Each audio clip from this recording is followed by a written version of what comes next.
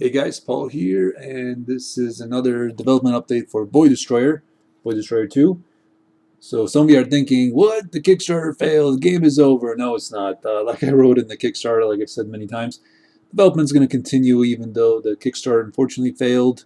The Kickstarter failing means that I'm not pouring money left and right at all my available contractors. So right now I'm focusing mostly on art. If the Kickstarter was successful, I'd be contacting my music guy, working on new sound, new music. But instead, I'm taking things a little slower in spending wise, up until probably early access when I'll be forced to spend more money. But we'll go from there. We'll go from there. But anyway, development continues. And I'm going to try doing these updates every few weeks, maybe every month. We'll see. We'll see how it goes. Just keep myself motivated to let you guys know what's going on. Hopefully, you guys will subscribe, or will keep track of the project on Steam. Subscribe on YouTube, on the YouTube channel. But anyway, let's get going. So, what I've been working on since the Kickstarter failed is a lot more life in the sandbox, and linking the sandbox to the ship mode. And that's what this update is going to talk about. So let's see if my little tweaks of code worked. I'm going to hit my distress signal here. There's our distress signal. Nothing's happening. All right, let's see what's going on.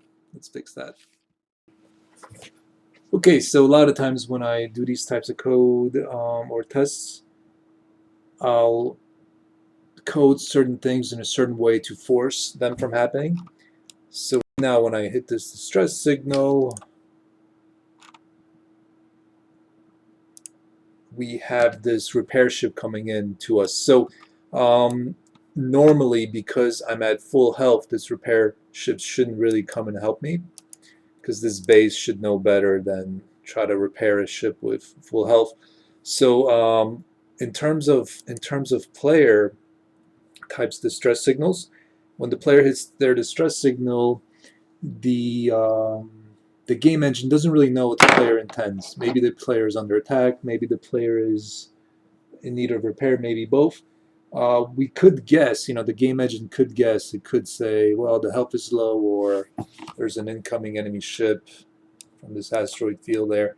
It could guess, but the better thing to do is to give the player a choice. So what's going to happen is a nearby base is going to initiate communication with the player. It's going to say, are you in trouble? Do you need repair? A bounty hunter base is going to send ships to help you if you pay them. A military base will send ships if they like you. You don't have to pay military ships.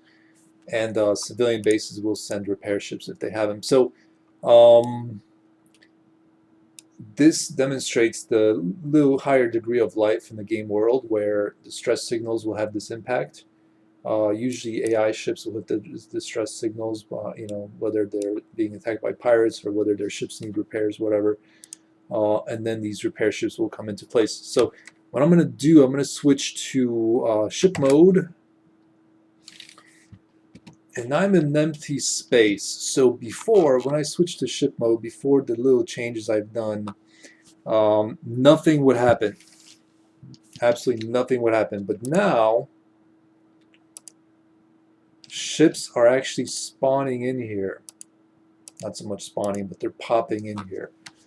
These ranges are really, really far away, so I have to tweak that. But what's happening is that ship mode and overworld mode now have this sort of better connection to it. Before, in ship mode, overworld completely stopped.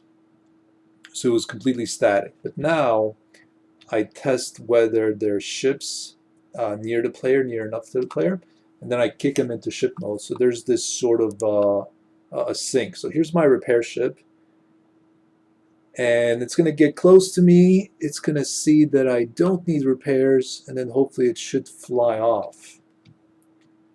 And actually there should be a pirate ship incoming right there, another pirate ship. So these ships were far away.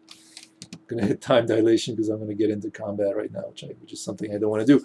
So these ships were far away in overworld mode, but they traveled close enough to me to pop into ship mode.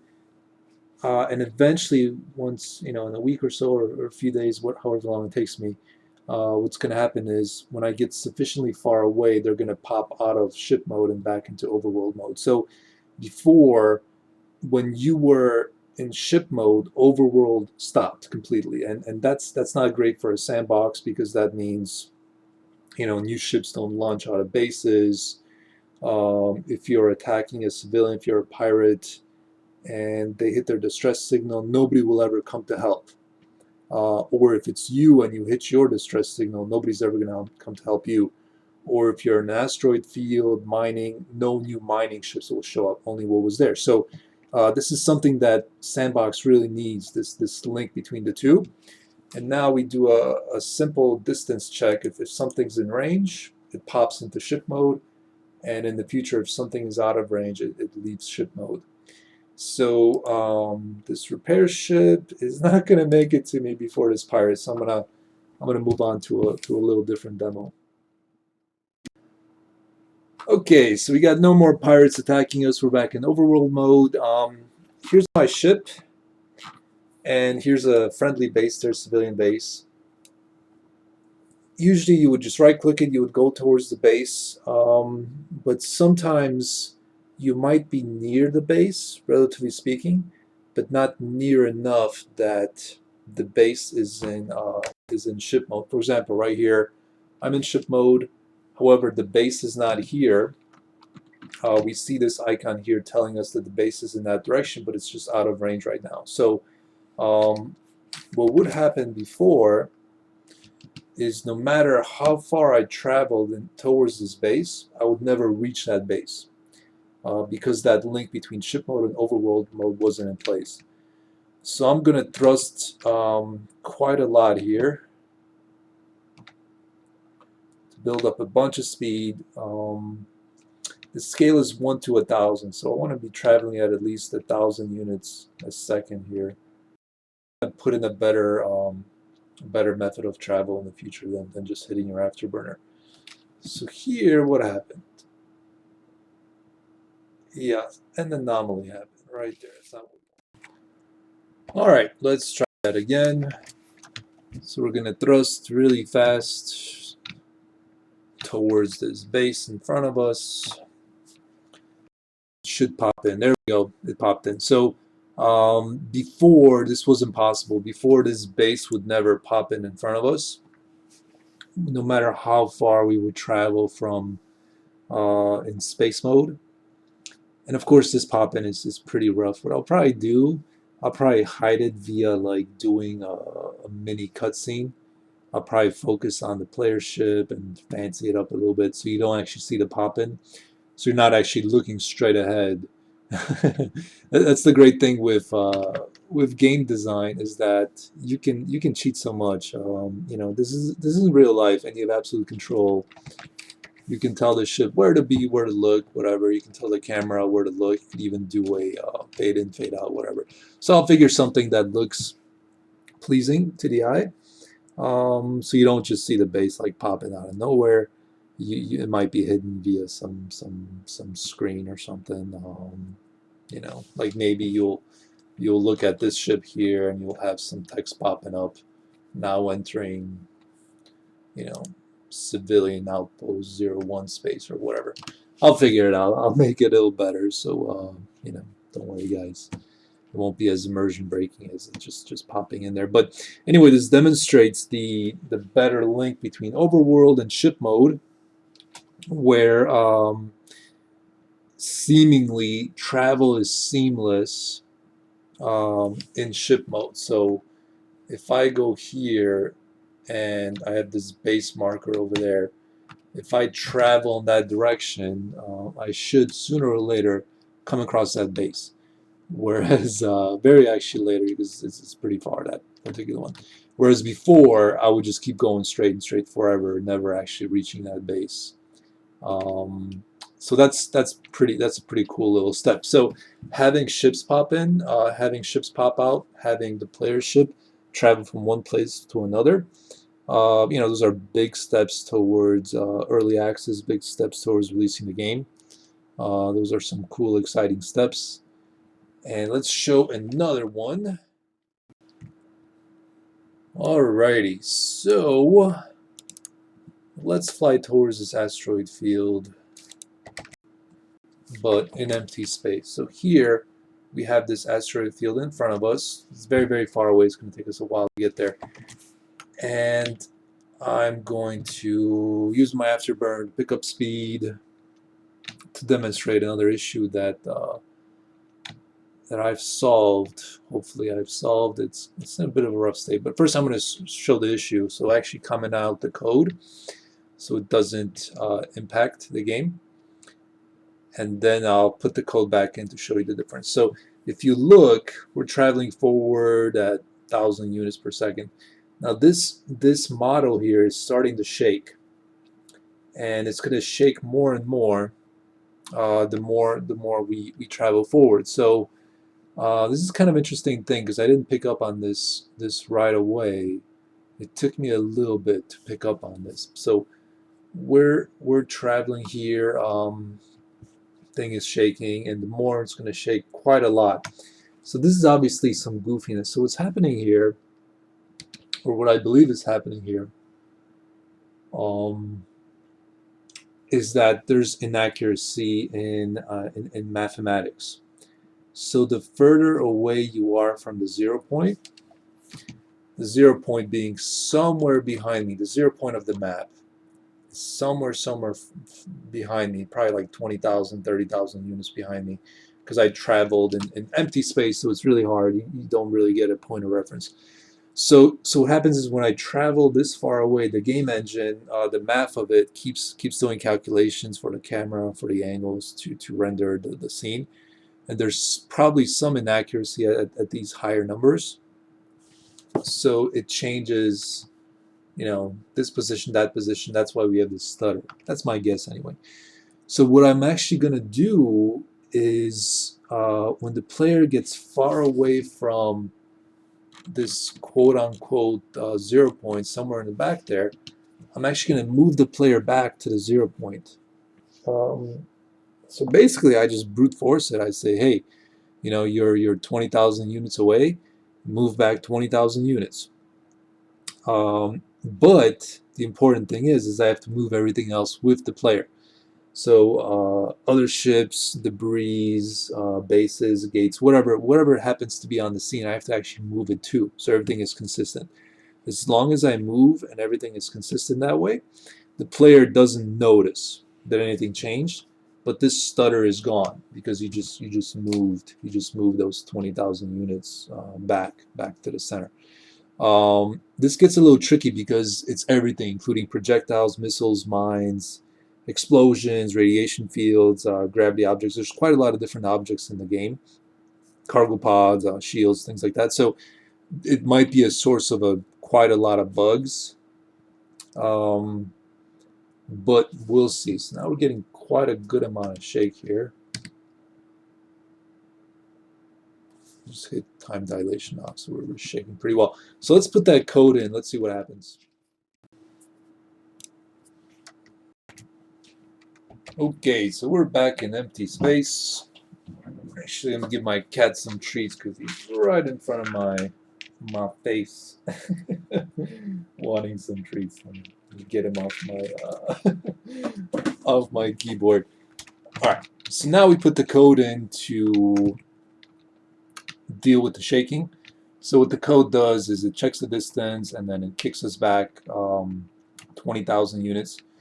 So we're going to pick up speed here, and what you're going to see is you're going to see that this shaking is going to start a little bit, then it's going to stop when the ship gets kicked back 20,000 units. There it is. There it is. It stopped. So I might make it so it's less than 20,000. I might make it 10,000 or something. I'll figure that out. I'll improve it as much as we can. So here, this highlights an interesting thing. So we're traveling through empty space because there's nothing around us except that gate.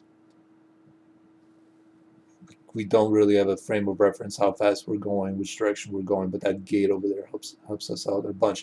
So what I'll probably do is I'll spawn in like random small asteroids, debris, things like that once in a while for the player to travel near. I think that'll add a bit more coolness to it. So I'll have to do that. I'll have to work on that type of code. So let's see what else for this update. I guess that's about it. You know, development continues. That's the main part. Development of Boy Destroyer continues. I'm working on the higher integration between ship mode, which is what you're seeing here, and overworld mode, which is what you're seeing here. I'm working on more communication between the two, basically so that they're synced and that travel and ships coming and going and are going to appear seamless to the player, although there's a lot of behind the scenes, there's a lot of shenanigans going on, but it should appear seamless to the player for immersion. You know, when you're in here, yeah, there's some bug going on. There's too many ships all around, and they're like really, really far away, 6 bajillion units far away. And you can see even this camera is shaking there. So I got to work on that. But anyway, when you're just hanging around the base, you're gonna see ships launching, ships docking with it, maybe pirates coming in to attack at smaller bases. Maybe not so much this one; it's a pretty large base. So you're gonna see this sort of life in the overworld. Whereas before, you wouldn't see this life if they were just static, if they were just like little bits of the game world. But when they're linked, as the process goes, you're gonna see this life go on. I think it's gonna be really cool, really immersive. As a player, you might not even think about it because you're just gonna expect it. You know, you're just gonna expect this base to launch ships, for new ships to come in, transport ships. If you're just hanging around watching it, you would expect that as a player in a sandbox game, especially a space game in 2015 or 16 or 17, whenever the game comes out, you would expect that sort of thing. So certainly Boy Destroyer will have that. You know, it would be a sandbox where you can travel from one spot to another, whether in ship mode or in overworld mode. Overworld mode obviously being a faster method. Um, but you'll certainly have the ability or sort of this perception that the game world is seamless, like a lot of space sims do, without having gates. Although maybe in the future we might have some gates to go very, very far away or something. We'll see. We'll see. Without loading screens, although there is a little bit of a delay switching between the two modes or coming in, because the models are so basic, the delay is so small, you might not really even notice it. But anyway, guys, thanks for watching. Like I said, I'm going to try to punching out these updates every once in a while. Even though the Kickstarter failed, development continues. I was a little bummed out during the Kickstarter. I saw that it wasn't doing all that well. I still had high hopes for it, because it wasn't asking for a whole lot of money. So technically, like one really good day could have clinched it. I just don't have the exposure or the ability to reach the entire audience of everybody who bought enjoyed Boy Destroyer 1. I don't have the ability to contact them all and say, hey guys, here's Boy Destroyer 2. Maybe some of you would be interested in backing. I don't have that ability to talk to all those potential fans that I hope are out there. Enjoyed Boy Destroyer 1, looking forward to Boy Destroyer 2. So the Kickstarter failed, so I was a little bummed out, but not as much as you would think, because the low, I had a good forewarning that it was going to fail, so I had a chance to be bummed out before it actually failed. So the day of the failure wasn't so bad emotionally on me. Actually, I felt a bit of relief that it was over. I considered running that dollar Kickstarter or another Kickstarter, but I thought, let me just focus on the game. Let me work on the game. A Kickstarter is almost always is always an option, but whatever. I'm just going to focus on the game. add these features, keep asking my great artists and musicians to create assets, maybe a little slower pace, maybe not 100% pace like I intended with Kickstarter funding, but at my own pace, at a comfortable pace.